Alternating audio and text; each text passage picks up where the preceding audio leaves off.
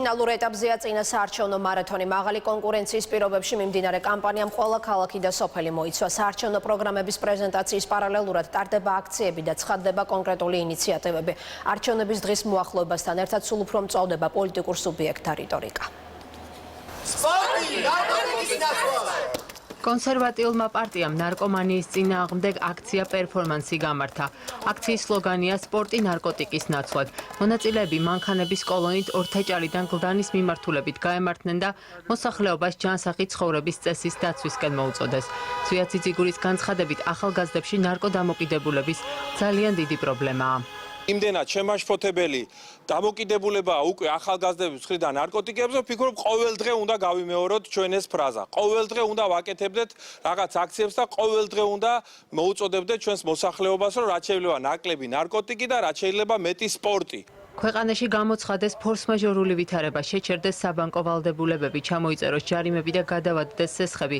ამ მოთხოვნებით ხელმოწერების შეგროვებას განაგრძობს პარტია ერთიანი საქართველოს დემოკრატიული მოძრაობა. საჭირო რაოდენობის ხელმოწერების შეგროვების შემდეგ პარტია აპირებს პეტიციით მთავრობას მიმართოს. სანამ ხალხი იტანჯება ეკონომიკური კრიზისის და პანდემიის შეტევისგან ერთდროულად, ერთი მხარე მაინც უნდა შეუმსუბუქოს ჩვენს თანამოქალაქეებს და მოხდეს მორატორიუმის გამოცხადება სასაზღვრო ვალდებულებებს. ლელოს გლდანის მაჟორიტარობის კანდიდატმა ბრიფინგი გამართა და გლდანში ქუჩების მოუწესრიგებელ ინფრასტრუქტურაზე და ავტოსაგზაო შემთხვევების გაზრდილ სტატისტიკაზე ისაუბრა. გიგლა მიქაუტაძის თქმით, ახმეტელის მეტროს მიმდებარედ სამანქანო გზა თბილისის მერიას ამ დრომდე არ დაუხაზავს. ასევე არ მუშაობს შუქნიშნები, რაც მოსახლეობის გადაადგილებას საფრთხეს უქმნის. ფილსერვის ჯგუფში ლელოს ბრალდებას აბსურდულს უწოდებენ და ამბობენ, რომ ბეკუასა და ხიზანიშვილის ქუჩის გზების დახაზვითი სამუშაოები მიმდინარეობს. არ არის დახაზული, არ არის ჩართული შუქნიშნები და აი აქ ხდება თითქმის ყოველდღე ავტოსაგზაო შემთხვევები. 8 სექტემბერს მოუთხოვეთ მერიას, რომ დროზე დაესრულებია ეს პროექტი, მიეყვანა ბოლომდე და დაეხაზა, მაგრამ აღმოჩნდა, რომ ის საღებავის ფული შეჭმული აქვს. სადაც ასფალტის საფარი იგება, საჭირო არის დაახლოებით 2-3 თვე, რომ მოხდეს შემდგომ დახაზვა აღნიშნულ ასფალტზე. რაც შეეხება თანხის გაფლანგვას, რა თქმა უნდა, ეს სიმართლეს არ შეესაბამება. სტრატეგია აღმაშენებლის ლიდერი ამომრჩევლებს მოუწოდებს არ შეაშინოთ კორონავირუსმა და მივიდნენ არჩევნებზე. გიორგი ვაშაძის თქმით, ქართული ოცნება არჩევნების გასაყალბებლად ორ ხერხს იყენებს. აშინებს ამომრჩეველს კორონავირუსით და უხდის ფულს მათ პირადობის მოწმობებში, რის გარეშეც არჩევნებში მონაწილეობას ვერ მიიღებენ. აღნიშნულის დამადასტურებელი ფაქტები ვაშაძეს დღეს არ წარმოუდგენია. მისი თქმით, ამ საკითხზე მუშაობას განაგრძობს. თუ შეეცდებით манипуляციას არჩევნებით, თქვენ მიიღებთ საკადრის პასუხს და მეორე, მოუწოდეთ მოქალაქეებს. ძალიან გთხოვთ, არ შეგაშინოთ კორონავირუსმა. არჩევნები არის ძალიან ორგანიზებული პროცესი, სადაც ვირუსის გადასვლის ძალიან დაბალი გადადების ფაქტობრივად ნულოვანი შანსია. ფრაქცია ქართული ოცნების თავმჯდომარემ საზოგადოებას აუდიო და ვიდეო დისკები და ბრაილის შრიფტით დაბეჭდილი პროგრამა გააცნო, რომელიც უსინათლო და სმენად დაქვეითებულ ამომრჩეველს დაურიგდება.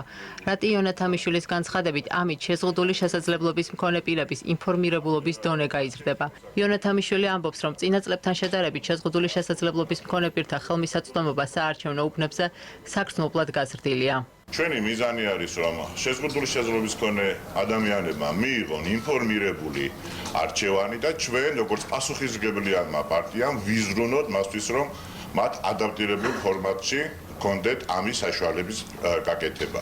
პარტია მომავალი საქართველოს ლიდერმა ბრიფინგი გამართა და განაცხადა, რომ კოვიდ ინფიცირებულების და იზოლაციაში მყოფების სიები სრულფასოვანი არ არის. გიორგი ლაღიძე ჯანდაცვის სამინისტროს მიმართავს დროულად მოახდინონ ცესკოსთვის სიების მიწოდება.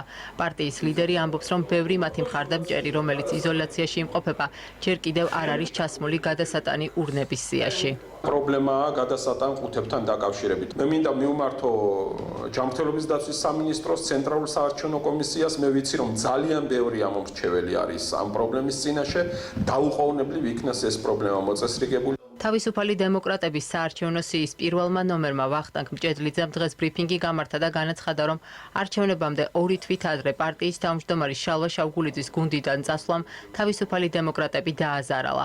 ვახტანგ მჭედლიძე ამბობს, რომ შალვა შავგულიძესა და ნინო გოგუაძეს ევროპულ საქართველოსთან გაერთიანება სურდათ.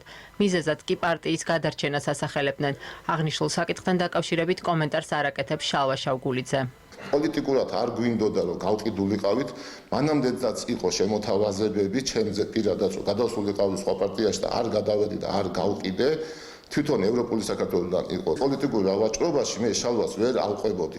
დავით ჭიჭინაძე ტრიბუნა ქდმ-ს ნაძალადევის მაჟორიტარი დეპუტატობის კანდიდატი ლია მუხაშავრია ოლქში არსებული საგანმანათლებლო დაწესებულებების წინასაარჩევნო კამპანიაში ჩართვაზე საუბრობს. მისი თქმით, ქართული ოცნების კანდიდატი საგანმანათლებლო დაწესებულებებში დახურულ შეხვედრებს მართავს და პერსონალს კარდაკარ სიარულს და მართველი პარტიის მხარდაჭერას ავალდებულებს. მუხაშავრია საკითხით დაინტერესებას განათლების მინისტრს სთხოვს. მე პირადად რამდენიმე ზარი მივიღე ამის თაობაზე, რომ ესე იგი საგანმანათლებლო დაწესებულების თანამშრომლები ძალიან აქტიურად არიან ჩაბმული კანონს აწინააღმდეგო პოლიტიკურ საქმიანობაში. ჩვენი საქართველოს სოლიდარობის ალიანსის თავმჯდომარე ვაკის რაიონის მაჟორიტარობის კანდიდატი ბექა ნაცვლიშვილი ამომრჩევლებს ნუცუბიძის მეოთხე პლატოზე შეხვდა და მათ პრობლემებს გაეცნო. მოსახლეობის განცხადებით, ორ კორპუსში დაზიანებულია წყლის მილები, რის გამოც სარდაფებში და მიმდებარე ტერიტორიაზე წყალი მოედინება. ვაკის რაიონის გამგეობაში აცხადებენ, რომ მოსახლეობამ დახმარების თხოვნით მათაც მიმართა. მათი შუამდგომლობით კი პროცესი დაჩქარდა და კომპანია GVP სამუშაოებს დღეს საღამოს დაიწყებს. ყურადღება უნდა მიექციათ და უნდა მიაქციოს უპირველეს ყოვლისა გამგეობამ და თბილისის წყალმა, იმიტომ რომ ეს არის მათი პასუხისგებლობა და მათი პრეროგატივა. იმიტომ რომ სხვა შემთხვევაში თუ ეს კორპუსები დაჯდა და დეფორმაცია თუ განიცადა, შემდეგ უკვე დაჭირდება გამაგრებითი სამუშაოები და გამაგრებითი სამუშაოები უზარმაზარ ხარჯებთან არის დაკავშირებული. კლანი უნდა წავიდეს ამ ლოზუნგით მცხეთის რაიონულ სასამართლოსთან პარტია სამართლიანობისთვის ლიდერმა ეკა ბესელიამ აქცია გამართა. ბესელიას თქმით, არჩევნების შემდეგ ცვლილებებს აუცილებლად უნდა მოყვეს ცვლილებები სასამართლოში. აქციის მონაწილეებმა დღეს სიმბოლურად მწვანე კვამლიც გაუშვეს. სასამართლო დღეს არის მართველი პარტიის მიერ ოკუპირებული. ამიტომ გვინდა ვიბრძოლოთ და გვინდა ეს მანდატი, რასაც ჩვენ ხალხისგან ველოდებით, მივიღოთ იმიტომ, რომ სასამართლო გახდეს თავისუფალი. ლეიბორისტული პარტიის ლიდერი დღეს რუსთავში იმყოფებოდა. შალვა ნათელაშვილი მხარდამჭერებს ცენტრალურ პარკში ამფითეატრის ტერიტორიაზე შეხვდა და მათ წინასაარჩევნო პროგრამა გააცნო. ახალგაზრდა თაობის განათლების ხელშეწყობა, გაორმაგებული პენსია, სოციალურად დაუცველების დახმარება, ძლიერი ეკონომიკა ეს შალვა ნათელაშვილის მთავარი დაპირებებია, რაზე მუშაობასაც არჩევნებში გამარჯვების შემთხვევაში გეკმავს. საქართველოს ეშველება მაშინ, როდესაც რუსთავი დადგება ფეხზე, წარმოება და მრეწველობა ამუშავდება, ხალხი დასაქმდება, საქართველოს ბიუჯეტი შეივსება. პატრიოტთა ალიანსის რუსთავისა და გარდაბნის მაჟორიტარი დეპუტატობის კანდიდატმა პაატა ჯიბლაძემ ბრიფინგი გამართა თემაზე უკანონო მშენებლობები რუსთავში. პაატა ჯიბლაძე აცხადებს, რომ დავით კირკიტაძის საარჩევნო დაპირებები და ის 5-პუნქტიანი გეგმა, რომელიც მოსახლეობას წარუდგინა, ტყუილია. ჯიბლაძე კირკიტაძეს გუბერნატორობის პერიოდში მიწების, მათ შორის სკვერების უკანონო გასხვისებაში ადანაშაულებს. ჩემი გამარჯვების შემთხვევაში აუცილებლად დაისმება საკითხი შესაბამისი ორგანოების წინაშე, თუ როგორ მოხდა, რა ვითარებაში მოხდა, აი ამ სკვერის რუსთაველთა ერთ-ერთი მთავარი ფილტვის სასუნთქი არტერიის გაყიდვა. ბათუმში ეგრეთ წოდებული ქიმიური ტერმინალის მშენებლობა მიუღებელია ევროპული საქართველოს მაჟორიტარი დეპუტატობის კანდიდატებისათვის საქართველოს პარლამენტსა და უმაღლეს საბჭოში. არმაზ ახვლედიანი და ვახტანგ კალოიანი აცხადებენ, რომ პროექტის უკან კორუფციული გარიგებები დგას, რადგან ქალაქისთვის ქიმიური ტერმინალის საფრთხის შემცველია. ისინი საუბრობენ ალტერნატიულ გეგმაზე, რომლის განხორციელებასაც 1 ნოემბრიდან აანონსებენ და არჩევნებში გამარჯვების შემთხვევაში გაასაჯაროვებენ. აქ ჩატარდება ექსპერტიზა. აი უკვე 31 ოქტომბრის არჩევნების შემდეგ პროკურატურა გამოიძიებს და ისეთი კორუფციული აღებმიცემობა ამოტივტივდება, იმდენი ვინმე გადაყვება ამ საქმეს, რომ ჯერ თქვენ კიდევ ბევრი რამ გექნებათ გადასახები და გასარკვევი. არჩევნებამდე 4 დღე დარჩა პოლიტიკური სუბიექტები წინასაარჩევნო კამპანიას ყოველდღიურ რეჟიმში განაგრძობენ.